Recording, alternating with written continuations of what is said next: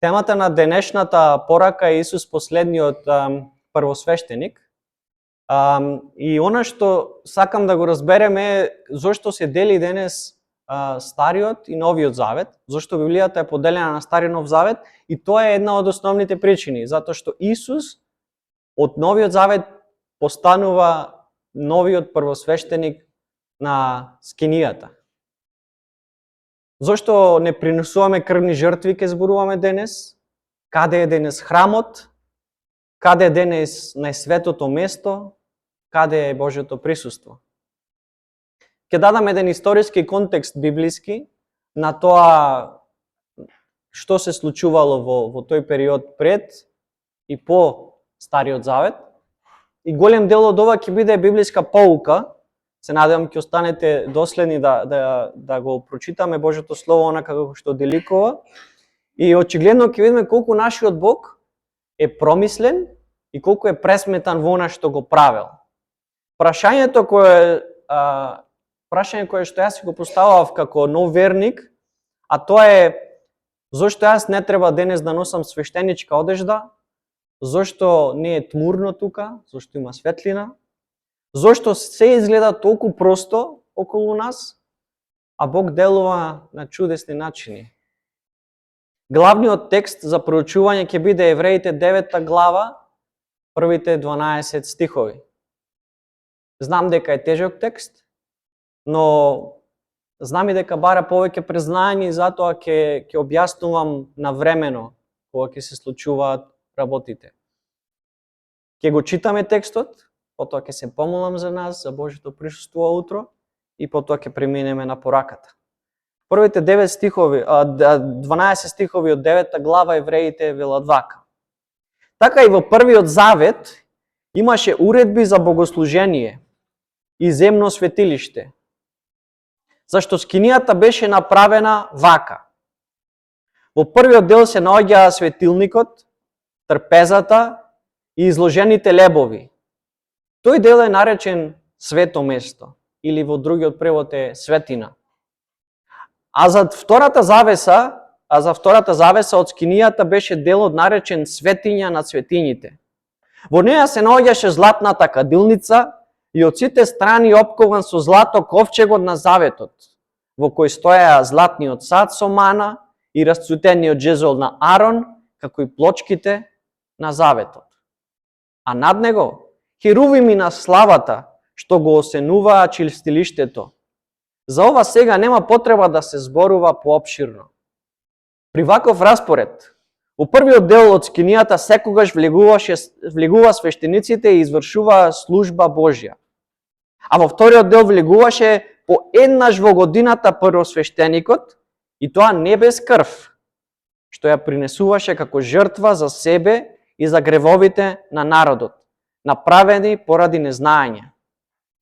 Преку ова Светиот Дух покажуваше дека се уште не е отворен патот за светилиштето, се додека стои првата скинија, која е символ на сегашното време, во кое се принесуваат дарови и жртви, кои не можат да го направат совршен по совеста оној што служи, туку се состојат само од јадења и пиења и разни миења и телесни обреди, установени до времето кога сето ова ќе се исправи. Но Христос, кога стана првосвештеник на идните добра, со поголемо и со посовршено светилиште неракотворено, односно не онако какво што се прави на земјата, ниту со крв, козија и телешка, туку со својата крв влезе во светилиштето еднаш за секогаш и изврши вечен откуп. Ке се молам. Господи Исусе, фала Ти за ова слово, фала Ти за ова утро, фала Ти, Господи, за оно што ми го имаш всадено во срцето да го зборувам ово утро во Твоето слово, Господе. Нека Твојот Свет Дух зборува преку мене и нека се оно што сакаш да го кажам излезе од моето тело и од мојата уста, Господе. И се нека биде за Твоја слава. Ти благодарам за овој ден, за овој велик ден. Во името на Исус Христос. Амен. Кога бев мал, ме однеса моите родители во Свети Наум и таму видов нешто што до денес го помнам и не помнам многу од моето детство, знаете, како што растеме многу од работите ги забораваме, но ова нешто беше многу големо за мене, многу тешко да го разберам како дете. Мислам, имав околу 10 години и беше една гледка која што мене не ми се допадна, ама не знаев зошто ја прават, затоа што бев мал. Луѓе што јажиња влечеа околу црквата млади јагнења и за мене како дете тоа беше многу стресно и до денес го помнам тој момент. И се прашував зошто. Зошто ги влечат овие јагнења? И мојот татко ми кажа само еден збор кој што не е христијански, но така знаат и тоа го кажуваат, а тоа е курбан, ми рече. Или во христијански се нарекува жртва помирница. Тоа и го има и во овие стихови кои што го читавме. И јас си прашав таонака, зошто ние не носиме? Зашто нели сега гледам луѓето тука влечат јагниња, зашто ние не носиме, а дојдовме и ние тука. И тој ми кажа, татко ми, не го правиме ние тоа. Не знае ни зошто, но не го правеа тоа и јас сум до денес благодарен што не го правеа тоа, затоа што како што може ќе видиме денес дека тоа и не е правилно. И се помалку гледав тој обичај низ годините и тоа ми се допаѓа. И може би рекол, не сум го погодил моментот да најдам уште еден таков момент кај што ќе ги видам тие работи, но верувам и нема да ги видам повеќе. Но причината зошто тие го правеа тоа и јас прашував зошто тоа се прави, прво беше за здравје, кој што ми беше малку сомнително. Второ беше за благодарност, кое што до некаде во Стариот Завет има смисла. Потоа за сиромаси, кое што исто има смисла, но ништо од ова, иако има некаква смисла, не има таа смисла која што е христијанството. И никогаш никој не кажа дека тоа што ги жртвуваат овие јагниња или ги влечат овие јагниња е за прошка. Додека не дојде еден мисионер, кога порасна веќе, и ме научи да се молам, и кога почна да се молам, работите функционира, затоа што некои работи ми се случија. И сватив дека сите овие работи функционираат и не се прашував дали работите повеќе се вистина, што е вистина, што не е вистина. Не требаше 10 пати Оче наш да кажам, туку требаше само да му кажам на Бог што ми треба и Господ ми даваше. И секогаш од тој момент сакав да знам повеќе за Бог, сакав да го запознам тој Бог, сакав да видам, Боже, еве работиш, ама каков си? Сакам да те познавам, сакам да сум поблиску до тебе. Сватив дека ништо не знам. До тогаш мислев дека знам, ама ништо не знаев. Она што до тогаш го знаев, немаше многу логика и бев многу збунет како млад нов верник. Но друга страна и она што го почнав да го живеам беше многу чудно. Група луѓе заедно читаат Библија, го разбираат Бог, се доближуваат до Бог, Бог функционира, има исцеленија, има напредок, има благослов, има заштита, функционираше. И има една изрека, вика, тимот што победува, не се менува. Така да и јас реков, не е важно колку знам, важно е дека ова функционира. И имаше некои луѓе, пријатели мои, кои што ги изгубив во тој процес, кажа, знаеш, испран ти е мозокот. И јас им кажував, тебе ти е празен, а мислиш дека е полн. Затоа што многу работи ги правевме, пред тоа ги правев, од копирање. Јас му кажав, не знае зошто јадеш јагнешко на Великден, и почнав сам да читам. Почнав да сваќам зошто човекот го влечкаше јагнето, ама никој не пробал да му објасни на овој човек зошто јагнето некој го влечкал така. Или можеби си мислел, ќе јадеме гага јагнешко. И тоа е во ред. Но да се вратиме на текстот. Во Новиот Завет, секое послание, тоа е писмо до црквата во тоа време, е напишано со една точна цел. И ова послание се вика до евреите. Некое послание било напишано до евреите, некое послание било напишано до грците, некој до римјаните, некој до солуњаните и така натака. И ова обично била домашна заедница. Не било нешто посебно екстравагантно, била домашна заедница на верници или цел град на верници. На верниците во Рим, на верниците во Коринт и уште други градови таму кои ги пишува Библијата. И тие си го да раздавале меѓу себе тоа послание кое што, пример, Павле ќе опратил или овој писател на евреите, не се знае точно кој е писател на евреите, се претпоставува дека е Павле. И тие си го давале тоа послание меѓу себе и го читале по тие домашни групи. И писателот, поттикнат од Светиот Дух, го пишува на одредена тема исто така. И тоа било тема својствена за тие луѓе кои што тие таму тогаш во тој момент се наоѓаат и се соочуваат со некој проблем или им треба некакво охрабрување и им треба некаква смисла. Било да е поука, било да е прекор, било да е охрабрување. Посланието до евреите е напишано за христијанските евреи во тоа време, односно за еврејските христијани, и повеќе од 13 века, верувајте, тие го живеат тој Стар Завет. Живеат под Мојсеевиот закон, живеат со жртви. И 1/3 од ова послание кој што го читавме зборува за од 1 до 8 глава и веќе до 9 ова што го читаме денес, дека Исус е најважен. Писателот им кажува: се што знаете до сега, се што сте правеле по Стариот Завет, по Мојсеевиот закон, е во ред. Но Исус е најважен. И прави споредба, ќе видиме, ќе ви објаснам сега, зошто Исус е најважен пред луѓето и зошто Исус е најважен за Бог. Во првата глава кажува дека Исус е поголем од пророците.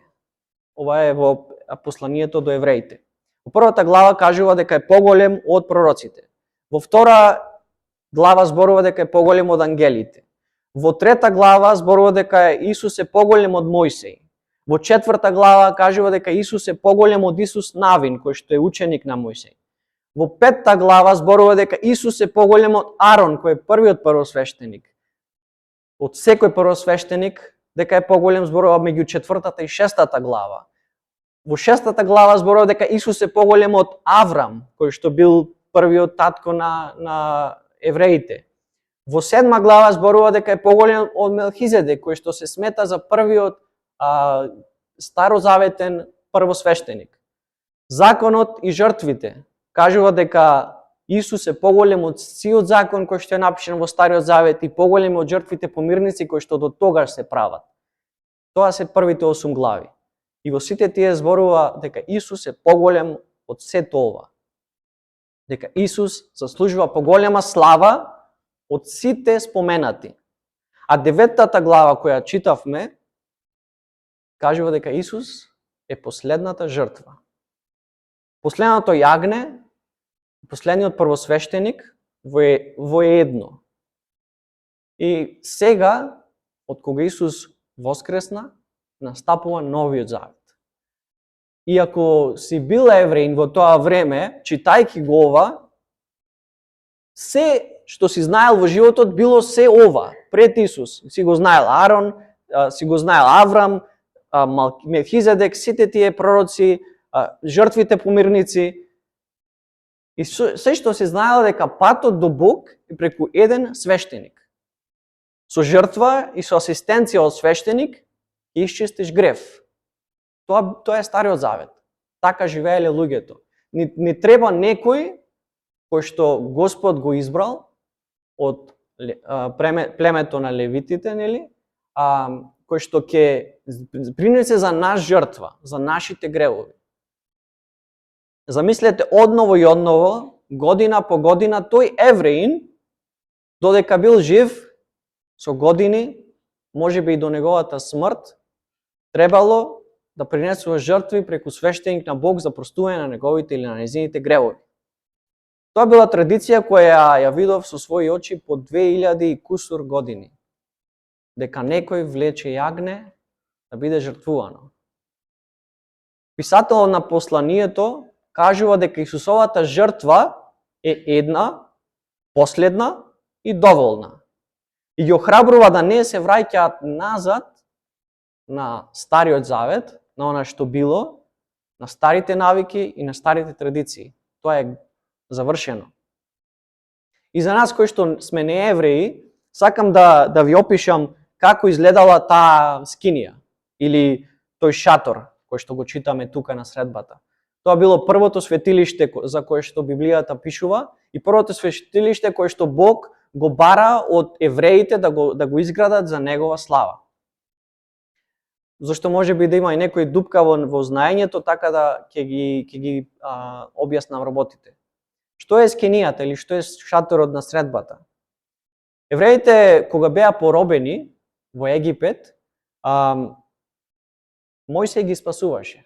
Ги спаси и направи многу чуда, водата се претвори во крв, умира првите деца што беа првородени и на крај тој фараон ги пушта евреите да излезат од Египет и тргнуваат преку Црвеното море на суво низ пустината.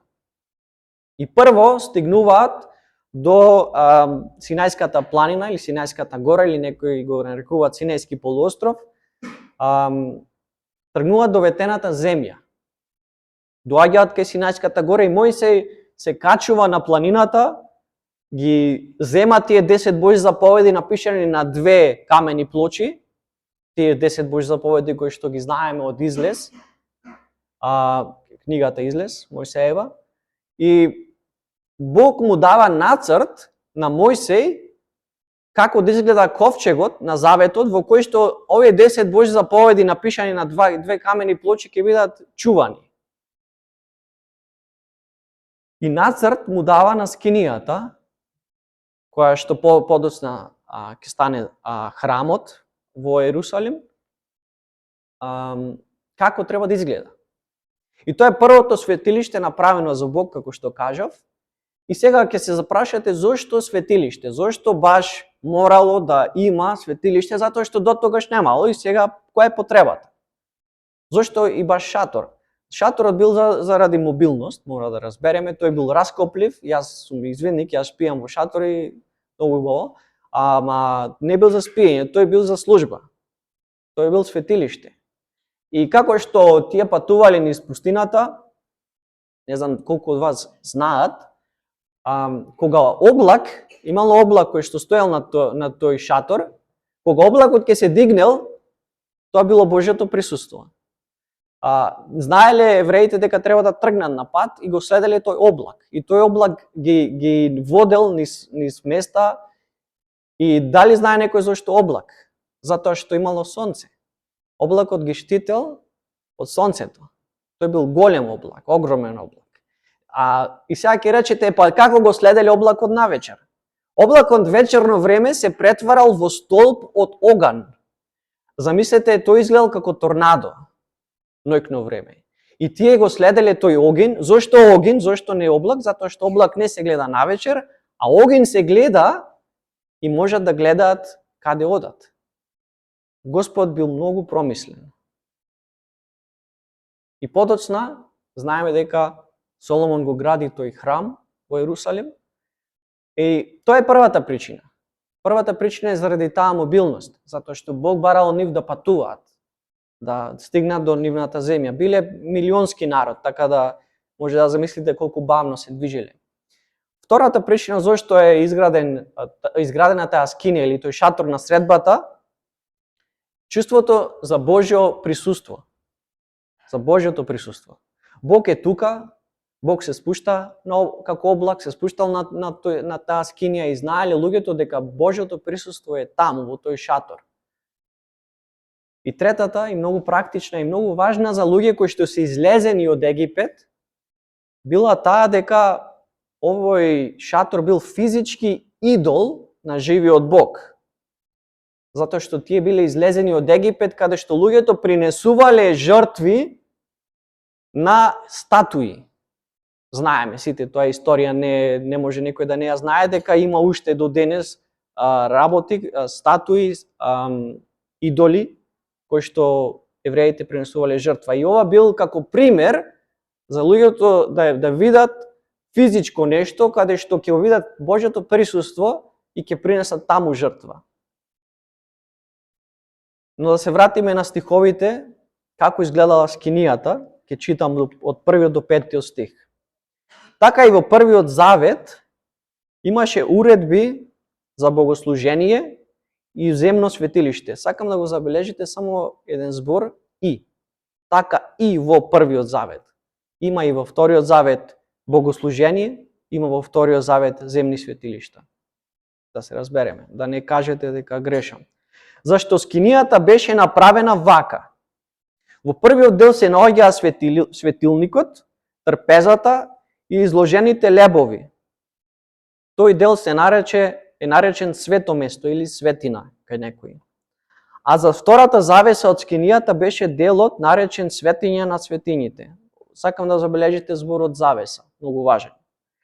Во неа се наоѓаше златната кадилница, во тој најсвет дел, и од сите страни опкован со злато ковчегот на заветот, во кој стоја златниот сад со мана, расцутениот жезол на Арон, како и плочите на заветот, 10 Божи заповеди. А над него херувими на славата што го осенуваа чистилиштето. За ова сега нема потреба да се зборува поопширно. Писателот не сака многу да зборува, затоа што тогаш им зборува на евреите и знаат дека нема многу што да зборува. Која е поентата? Шаторот на средбата или скинијата бил поделен на два дела со една завеса помеѓу и зависно од кој дел го читате, во првиот дел пишува во еден превод, пишува свето место или светиња. Тоа бил делот кој што бил 2/3 од целиот шатор, се верува дека бил голем 15 метри на 5 метри на 5 метри. Тоа е 5 метри е целиот простор до крај таму. Толкав бил ширина на тоа и бил 15 метри долг. Од кој што 10 на 5 метри бил делот каде што влегувале само свештеници и се молеле за Божиот народ. Бил одвоен со многу голема завеса која што била од пурпурна, односно виолетова боја, и во тоа време пурпурот или виолетовата боја представувала света боја, не знам дали е пурпурна или виолетова иста. Тоа бил пурпурна боја, се кажува.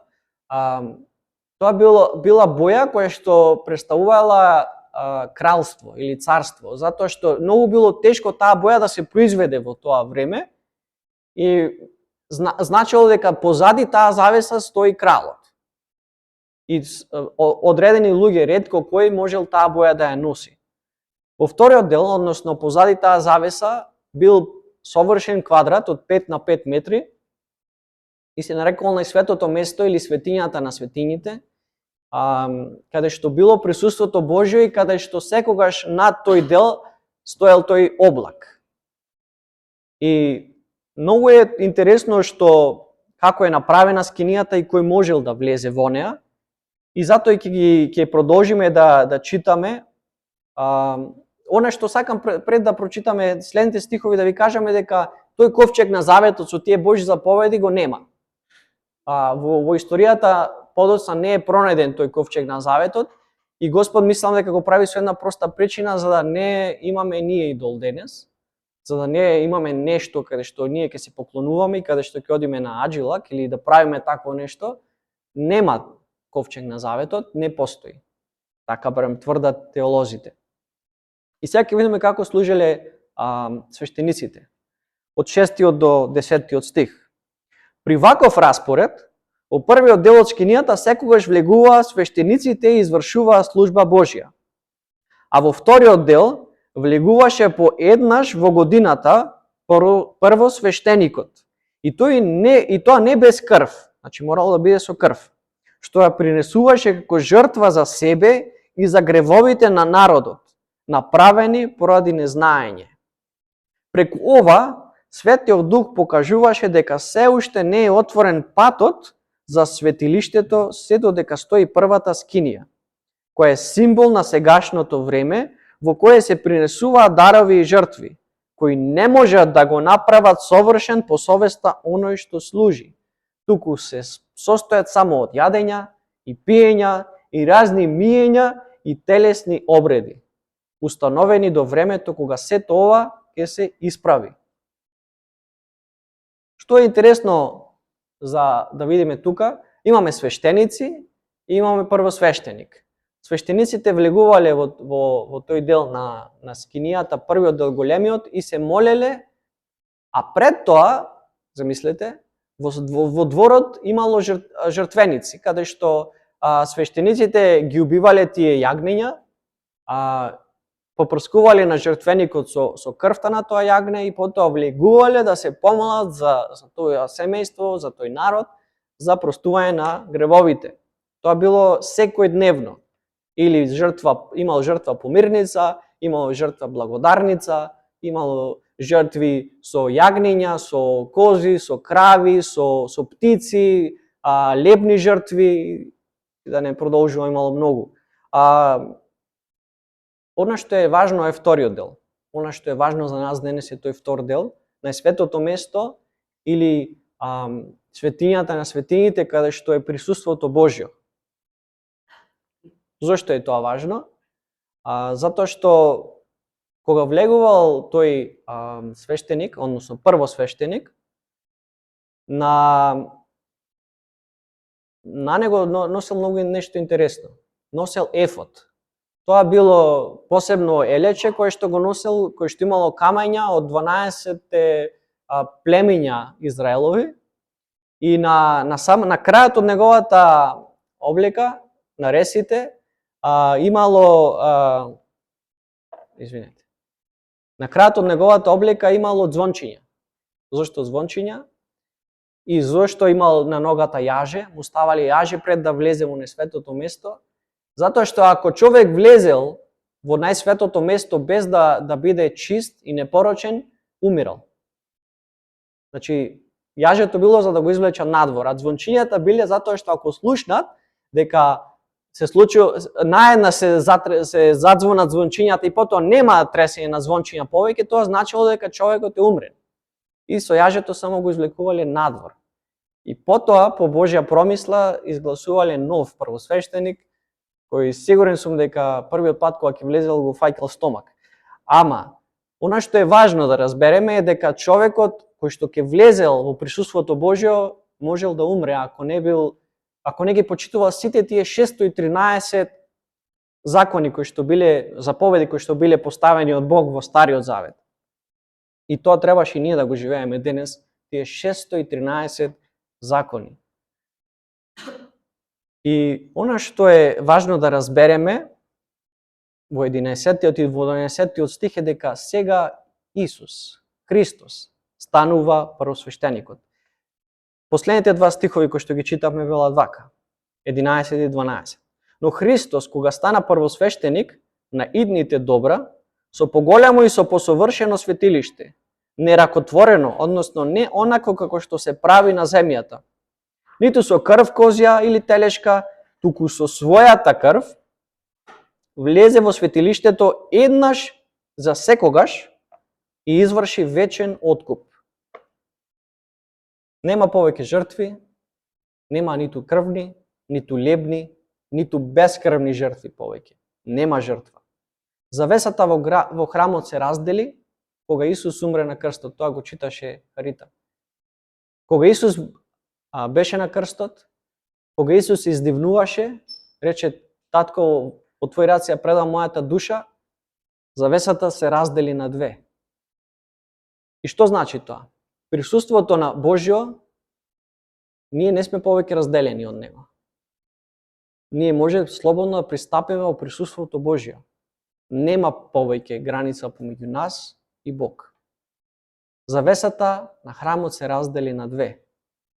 Исус влезе крвав, со својата крв ги исчисти нашите гревови. Она што сакав да ви кажам, го заборев, е тоа дека првосвештеникот кога влегувал позади завесата, прво влегувал за себе, со своја жртва, со своја, крв од јагне кој што тој го жртвувал за себе, да се очисти себе си и потоа влегувал за другите. Исус кога влезе и за себе, влезе и за другите, да се очисти, затоа што и тој самиот беше грев на крстот. И она што сакам за крај да го разбереме, и она што сакам да го прашаме денес е неколку прашања. Дали Исус го поништи Стариот Завет? Дали Стариот Завет не треба да биде во Библијата? Зошто воопшто имаме и Стар Завет? Зошто сега поинаку е. Сега нема потреба од Стариот Завет. Исус плати. Но Божјото Слово вели нешто друго, затоа што тоа е непроменливо, зашто ако Бог е променлив, не е убаво. Исус не го промени Мојсеевиот закон, не го избриша Стариот Завет, туку рече вака: немојте да мислите дека сум дошол да го поништам законот или пророците. Не сум дошол да ги поништам, туку да ги исполнам. Зашто вистина ви велам, дури постојат небото и земјата, ниту една буквичка или црта од законот нема да се измени додека не се исполни се. Исус како го исполни законот? Исус го исполни и го запечати.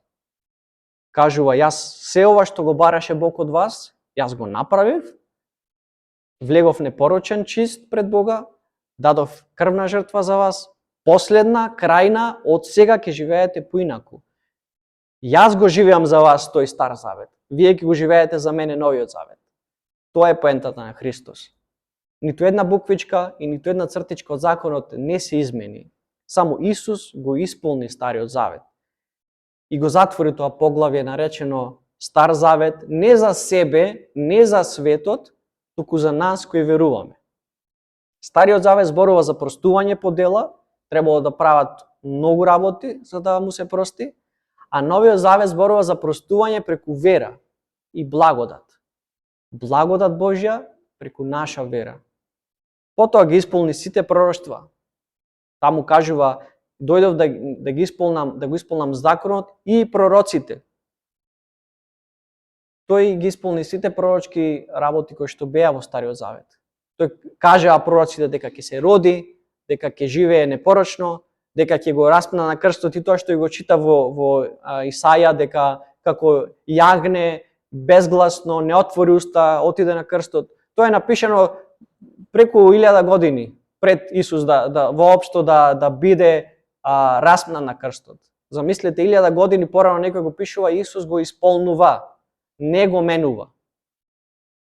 Бог е ист вчера, Бог е ист денес и Бог е за секогаш ист. Тоа многу добро го знаеме. Исус го исполни Стариот Завет за нас. Она што е важно е дека Исус е нашиот Стар Завет, а ние сме Новиот Завет. И сега да се прашаме, каде е скинијата? Каде е тој храм во Стариот Завет? На небото. Исус, тука кој ги читавме стиховите, 15-тиот стих не го прочитавме, 50-тиот стих вели: затоа е тој посредник на Новиот Завет, па по неговата смрт, што стана за откуп на престапите од времето на Првиот Завет, призваните да го добијат ветеното вечно наследство. Многу важен збор. Да го добијат ветеното вечно наследство. И каде е сега тој храм, таа скинија? Во 1 Коринтијаните 3 глава 16, многу краток стих, вели вака: не знаете ли вие дека сте храм Божи и Духот Божи живее во вас? Значи, што сака да каже? Дека сега храмот Божи, светилиштето, сме ние, нашето тело. И што има во нас? Светиот Дух, кој што е посредник до Исус Христос, кој што е првосвештеникот, кој што еднаш за секогаш ги даде крвта за нас, своја. Тоа е целото Евангелие во 30 минути. Она што сакам за крај да го кажам, во Стариот Завет само еден можеше да влезе во присуството Божјо и можеби и ќе умреше. Во Новиот Завет, јас и ти имаме пристап во присуството Божјо преку Исус Христос. И она што мене ме фасцинираше кога размислував на она, е дека ако влеземе, се случило сосема обратното. Ако првосвештеникот влезеше и беше нечист, умираше. А ние ако влеземе во Божјото присуство, ние се очистуваме и ние имаме вечен живот. Тоа е сосема спротивно, значи не умираме, туку живееме вечно. Многу важно нешто. Треба да размислиме за тоа. Ако не влеземе во присуството Божјо, тогаш умираме. Исус е херојот на приказната. Тој држи сета тежина на Мојсеевиот закон, на тие 613 заповеди кои што Бог ги даде во Стариот Завет. Тој ги носи за нас. Исус направи пат до Божјото присуство сега и за секогаш. Да може да влеземе, да може да пребиваме во Божјото присуство. И она што за крај треба да се запрашаме е следното.